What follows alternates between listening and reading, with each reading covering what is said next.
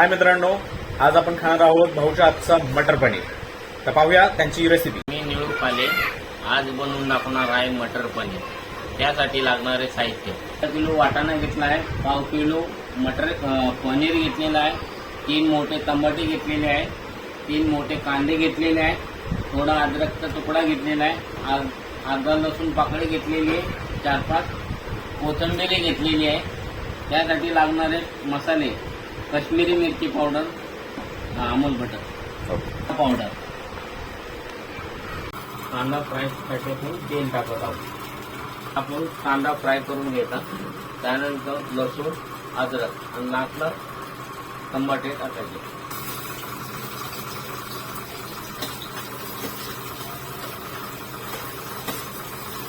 थोडासा लालसर झाल्यानंतर त्यामध्ये टमाटे टाकायचे। आता आपण ग्राइंड करून घेऊ, ग्रेव्ही बनवायची। हा मसाला आता आपण फ्राय करून घेत आहोत। आता आपण टाकत आहे कश्मीरी पावडर, धने पावडर, आता टाकत आहे चवीपुरतं मीठ। आता आपण टाकत आहे वाटाणा, फ्रेश वाटाणा, त्याला 10 मिनिटं चांगलं शिजून द्यायचं, त्यामुळे तो सॉफ्ट होईल।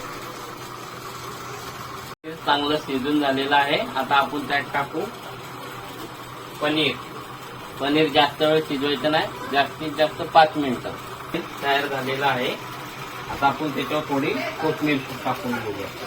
हा आता आपले मटर पनीर तयार झालेलं आहे, खाण्यासाठी रेडी।